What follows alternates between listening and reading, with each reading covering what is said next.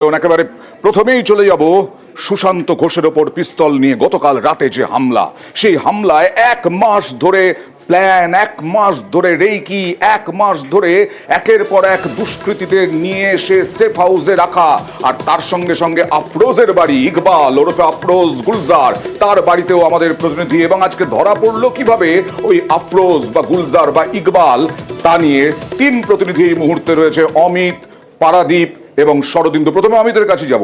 এক মাস ধরে কি সুশান্ত ঘোষের উপরে হামলা চালানোর জন্য কিভাবে ষড়যন্ত্র করেছিল, চক্রান্ত করা হয়েছিল?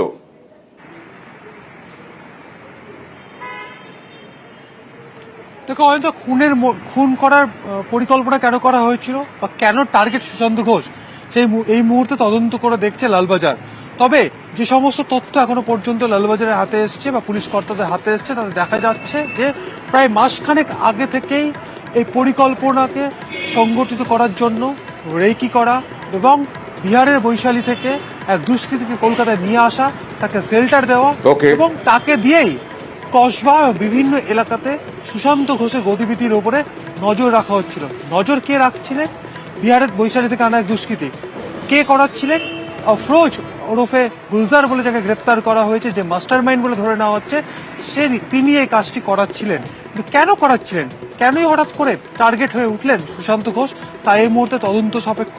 গুলজারকে কলকাতা নিয়ে এসে লালবাজারের কর্তারা তাকে জিজ্ঞাসাবাদ বা জেরা করে এই রহস্যের কিনারা করতে চাইছেন। তবে এখনো পর্যন্ত যে সমস্ত তথ্য উঠে আসছে, তাতে দেখা যাচ্ছে যে গত এক মাস ধরে সুশান্ত ঘোষের গতিবিধির উপরে নজর রাখা হচ্ছিল।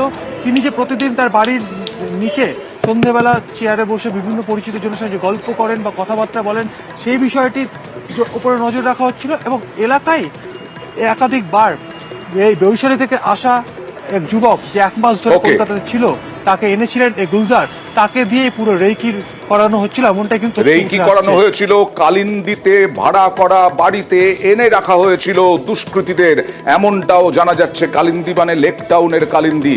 এবার নিউজ 18 বাংলা চলে গেল 55 গ্রামে আফরোজের বাড়িতে। আফরোজ ইকবাল, যার নাম বারবার উঠে আসছিল গতকাল থেকে ধৃত যুবরাজের মুখে, সেই ইকবাল ওরফে আফরোজ ওরফে গুলজার।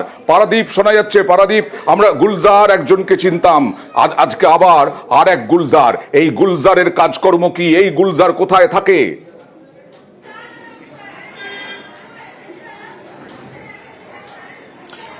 আমি প্রথমে দেখিয়ে নেবো, এই হচ্ছে গুলজার। ঠিক, তুমি দেখতে পাও ক্যামেরায়, এই হচ্ছে গুলজারের ছবি।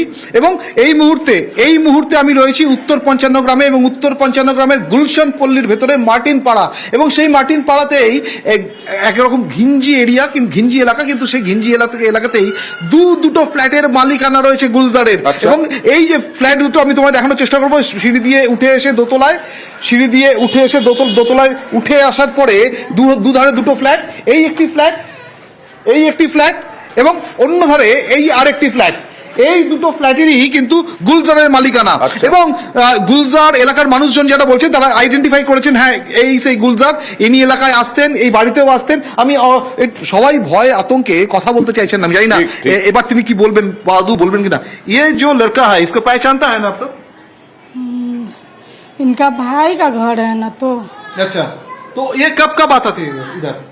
हाँ, लास्ट कब आए हैं इधर?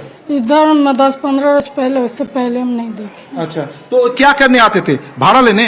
नहीं, वो पानी कभी कभी नहीं आता था, तो वही बोलते थे देने के लिए।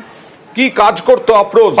শুনলে যে এই যে ছবি আমরা দেখাচ্ছি, সেই ছবিকে আইডেন্টিফাই করেছেন একদমই। দেখো, এলাকার মানুষজন তারা যেটা বলছেন যে এখানে গাড়ি চালানোর, গাড়ির ব্যবসা করতেন, গাড়ির কাজ করতেন। এবং গত 1-1.5 বছর এখানেই থাকতেন একটা সময় গুলজার। কিন্তু বাবা মা মারা যাওয়ার পরে গত বছরখানেক হলো এই ফ্ল্যাটে আর থাকেন না। এই দুটো ফ্ল্যাট তিনি ভাড়া দিয়ে দিয়েছেন, এবং দুটো ফ্ল্যাটই ভাড়ায় রয়েছে ভাড়াটিয়ারা। এবং তারা যেটা বলছেন, ম্যাক্সিমাম সময় তারা অনলাইনে পেমেন্ট করতেন, কিন্তু মাঝে মধ্যে কেন এই আফরোজ ওরফে গুলজার এবং ইকবাল, কেন master mind Sushanta Ghosh councillor, তার উপরে হামলার? আর এই ইকবাল ধরা পড়ে গেল বিহারে যাওয়ার পরিকল্পনা ছিল, গলসি থেকে ধরা পড়লো। শরদিন্দুর কাছে যাব, কিভাবে ধরা পড়লো ইকবাল?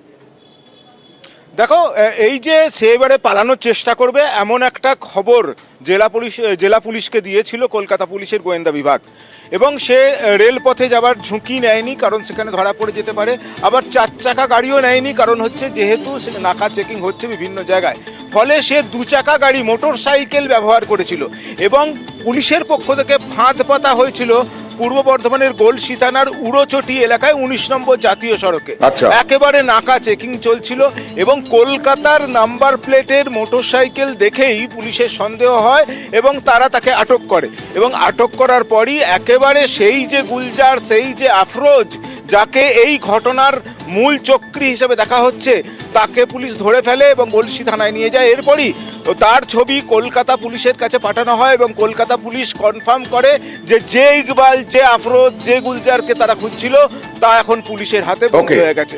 সন্ধ্যেবেলায় একেবারেই কলকাতা পুলিশের একটা টিম এসেছে, তারা এখন তাকে জিজ্ঞাসাবাদ করছে এবং কিছুক্ষণ পর তাকে কলকাতা নিয়ে যাওয়া হবে বলে আমরা পুলিশ সূত্রে জানতে পারি। ওকে। আর এদিকে কলকাতা পুরসভার মেয়র